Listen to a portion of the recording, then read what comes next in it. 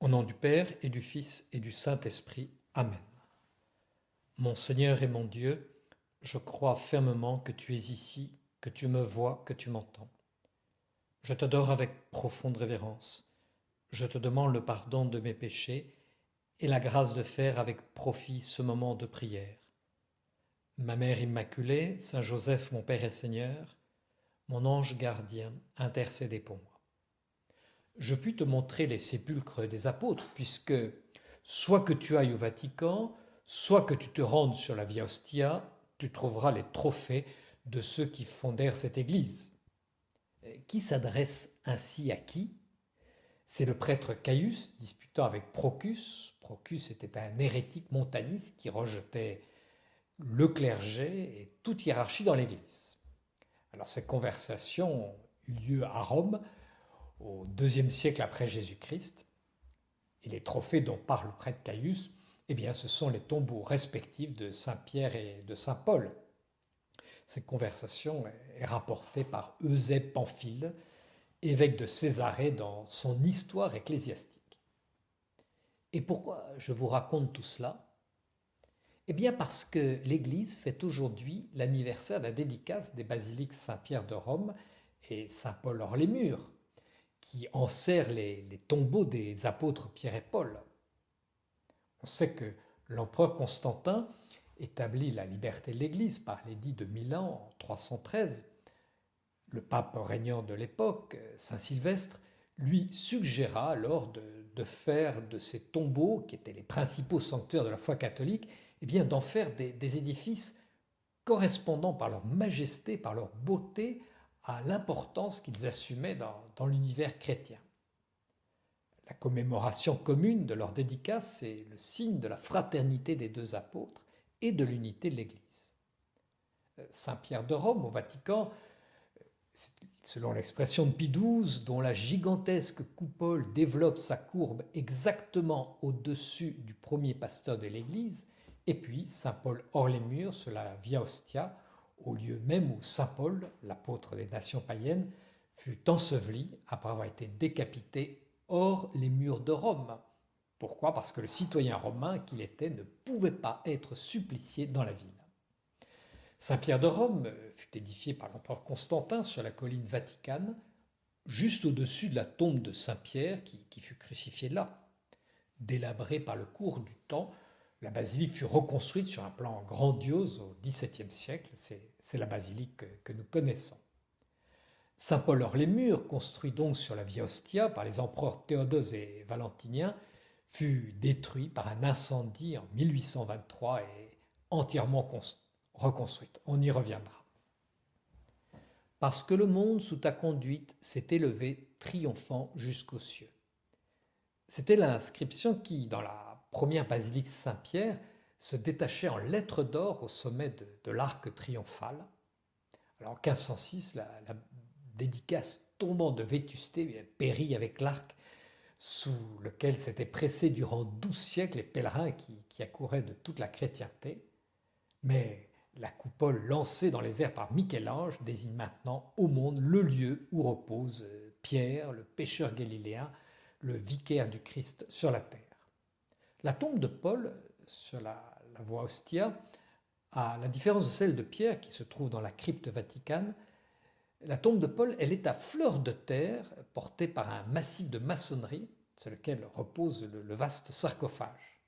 Il s'agissait à l'époque de soustraire le tombeau de l'apôtre Paul au débordement du Tibre.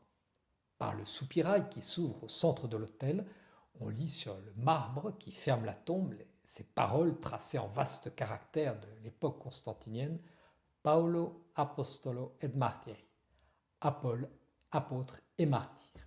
Ainsi, la Rome chrétienne est protégée par ces deux citadelles.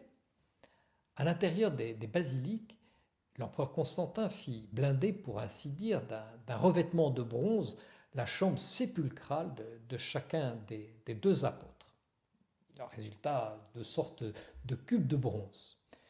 Les deux chambres sépulcrales devinrent à peu près inaccessibles, si bien qu'il était à peine permis aux fidèles de faire descendre pour approcher des tombes, des voiles et des encensoirs votifs à travers d'ouvertures pratiquées dans la pierre tombale. Dans la basilique de Saint-Paul, on voit encore la pierre constantinienne avec les 3 ouvertures pratiquées en son milieu. Les dimensions de la basilique constantinienne sur le sépulcre de Saint-Paul étant trop restreintes pour la foule des pèlerins, eh bien en 386, l'empereur Théodose ordonna une reconstruction plus vaste. On laissa bien entendu à sa place l'autel du pape Sylvestre sur la tombe de l'apôtre. Et lors du transfert des empereurs romains à Constantinople, eh bien Rome se serra autour du pontife romain et considéra les 2 basiliques comme les palais royaux de la religion catholique. Pierre et Paul furent, d'une certaine manière, les nouveaux souverains de Rome. Le pape Saint Léon le Grand institua même une garde d'honneur autour des 2 tombeaux apostoliques. L'histoire des tombes apostoliques de la Via Ostia et du Vatican, elle est parallèle en tout. Ainsi, c'est un exemple, quand en 410, Alaric saccagea la ville, il fit savoir aux Romains, terrifiés, qu'échapperaient au massacre ceux qui se mettraient à l'abri des basiliques des 2 apôtres. C'est aussi autour de la tombe de Pierre, le premier pape, que le nouveau pape élu inaugure son pontificat et qu'il le termine par sa sépulture. C'est là que le pape, autrefois, s'asseyait sur la chaire de bois vénérée par la tradition comme celle où siégeait Saint-Pierre lorsqu'il administrait le sacrement de confirmation. Donc vénéré de toutes les générations catholiques, enrichi et orné de tout ce que, durant des siècles de civilisation chrétienne, le génie inspiré par la foi sut produire de meilleur, eh bien la basilique vaticane devint, à partir du Moyen-Âge, le symbole de la primauté pontificale. Alors, on l'a vu, on l'a dit, ni la basilique vaticane, ni celle de la Via Ostia ne sont celles qu'admirent les pèlerins du Moyen-Âge. En effet, voilà, le temple de Saint-Pierre, tombant de vétusté, fut reconstruit au XVIIe siècle, avec une splendeur plus grande encore, et consacré à nouveau par le pape Urbain VIII le 18 novembre 1626. En ce qui concerne la basilique Saint-Paul-hors-les-Murs, voilà, en 1823, tandis que le pape Pie VII, agonisant, évoquait dans son délire les jours heureux où, simple moine, il résidait dans l'abbaye de Saint-Paul, il se sentit brusquement angoissé par la vision d'un grand feu. Et de fait, un terrible incendie détruisit presque entièrement la basilique Saint-Paul. Les flammes épargnèrent à peine l'autel de l'apôtre. On ne dit rien de l'événement au pape Pie VII mourant. Ce fut d'ailleurs la seule douleur qui lui fut épargnée à ce saint pontife. Mais la basilique Saint-Paul ressuscita de ses cendres, plus belle, plus glorieuse qu'auparavant, grâce à des dons venus du monde entier, même de souverains musulmans. Alors comme chaque diocèse célèbre la dédicace de sa cathédrale, l'univers catholique fête celle de ces 2 basiliques pour reconnaître que, malgré les confins qui sont fixés à chaque diocèse, l'Église du Christ, elle est une.